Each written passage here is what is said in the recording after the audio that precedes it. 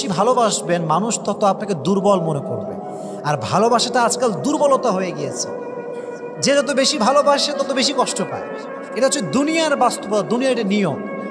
কিন্তু জান্নাতের হুর এত ভালো হবে যে আপনাকে কোনো কষ্ট দিবে না, আপনার সঙ্গে কোনো বেইমানি করবে না। দুনিয়াতে বেইমানি, যুবক ভাইয়ারা আছে না? আছে না? নাই বলেন বলেন বলেন। অনেক বেইমানি আছে। হ্যাঁ, আজকে একটা, কালকে আর একটা। আজকে তোমারে ভালো লাগে, কালকে আরেকজনের ভালো লাগে। দিস ইজ দ্য দুনিয়া। এটা দুনিয়ার নিয়মই হচ্ছে এইরকম। আমরা বেইমান হয়ে গেছি, বেইমানের রূপ ধারণ করে আমরা আছি। বাট জান্নাতটা আসলে এইরকম নয়। আল্লাহ আপনাকে যে হুর দিবে সে আজীবন আপনার আনুগত্য হয়ে থাকবে, আনুগত্যশীল থাকবে, আপনার সঙ্গে কোনো বেইমানি করবে না। আজকাল আমরা কি করি? কেউ বলে যে তোমাকে ছাড়া আমি বাঁচতে পারবো না, তোমাকে ছাড়া আমার কিচ্ছু ভালো লাগে না, তুমি আমার ভালোবাসা, তুমি আমার সব। সেই মানুষটা আবার বেইমানি করে হাত ছেড়ে দেয়। এটা বাংলাদেশে হয়, গোটা বিশ্বে হয়। কিন্তু জান্নাতের হুর কিন্তু এরকম না যে বেইমানি করবে। তাদেরকে আল্লাহ তাআলা সফট হার্ট দিয়ে তৈরি করেছে, যেন কোনো বেইমানি লেশ মাত্র নাই। এখন আল্লাহ বলছেন ওয়াজাওয়াজনাহুম বিহুরিন আইন। যখন বান্দারা জান্নাতে প্রবেশ করবে আল্লাহ তাআলা হুরদের সঙ্গে আমাদের বিয়ে দিবেন। বিয়ে দেওয়ার পরে কি হবে? আল্লাহ বলছেন এটা এমন এক হুর লাম ইয়াতমিথহুন্না ইনসুন ক্বাবলাহুম ওয়ালা জান। কোনো পুরুষ, কোনো জিন তাদেরকে স্পর্শ করে না। ইনট্যাক্ট ভার্জিন কুমারী, সতীত্ববান কুমারী, কেউ কখনো টাচ করে নাই। আল্লাহ বলছেন একটা হুর আছে জান্নাতের নাম হচ্ছে আইনা। হুরটার নাম কি? আইনা। আমার সঙ্গে বলেন, হুরটার নাম কি? আইনা। তবে এটার একটা কোয়ালিটি আছে, লাস্ট কথা ভালো করে বুঝবেন। এই হুরটার বৈশিষ্ট্য হচ্ছে কি জানেন? তার দেহ হবে অনেক সুঠাম দেহ, ফর্সা দেহ। সে যখন হাঁটবে রগের ভিতর যে অস্থিমজ্জগুলো আছে এটাও বোঝা যাবে। তার চোখ হবে ডাগর ডাগর, গোল গোল চোখ। চোখ দেখলেই জান্নাতি বান্দা তার সৌন্দর্যের কারণে অজ্ঞান হয়ে যাবে, এতটা সুন্দরী সে হবে। আল্লাহ বলছেন এই হুরকে আমি রেখেছি কাদের জন্য? যারা ভালো কাজের আদেশ দেয়, খারাপ কাজ থেকে নিষেধ করে। যখন এই হুর, আইনা হুর বের হবে, হাদিসে এসেছে তার সামনে থাকবে 70,000 দাসী, পেছনে থাকবে 70,000 দাসী।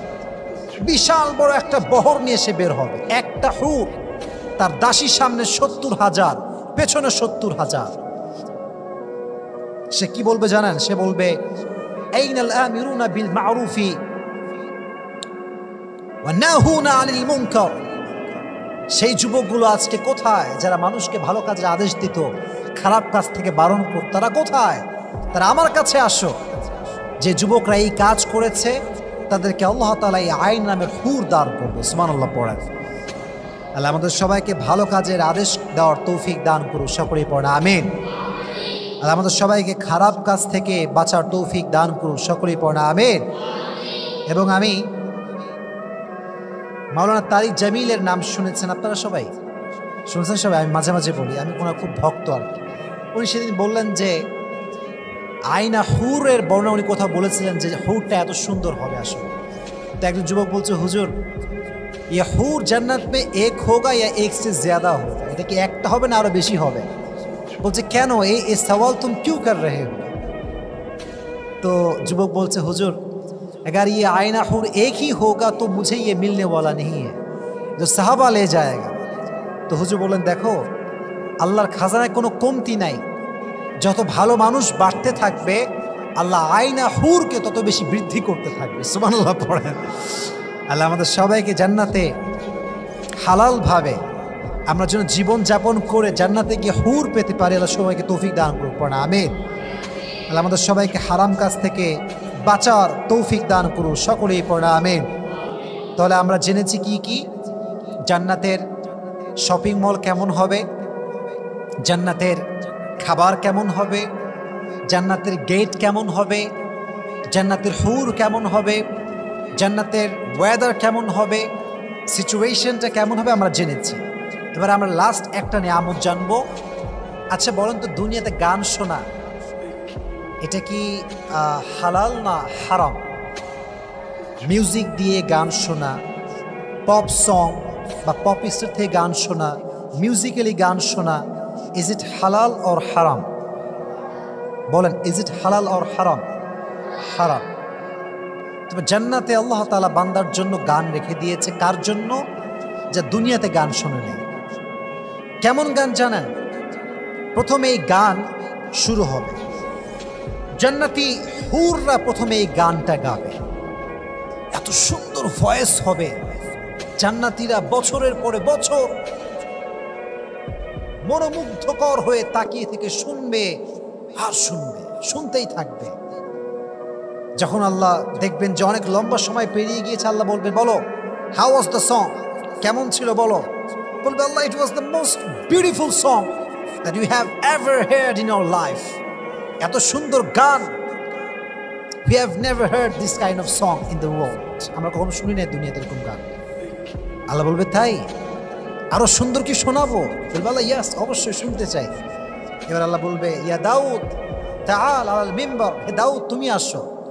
দাউদ হচ্ছেন এমন একজন নবী আলাইহিস সালাতু ওয়াস সালাম, যখন তিনি জাবুর তেলাওয়াত করতেন, সমুদ্রের থেকে মাছ উঠে এসে, আকাশ থেকে পাখি নেমে এসে তার জাবুরের তেলাওয়াত শুনতে, এত সুন্দর কণ্ঠ তার ছিল। সুবহানাল্লাহ পড়েন। এবার সে গান শুরু করবে, শুনতে থাকবে, থাউজেন্ড অফ ইয়ার্স পার হয়ে যাবে, শুনবে শুনবে শুনবে, মন ভরবে না। আল্লাহ বলবে, এই ও the people of paradise, how was the song? কেমন ছিল বলো?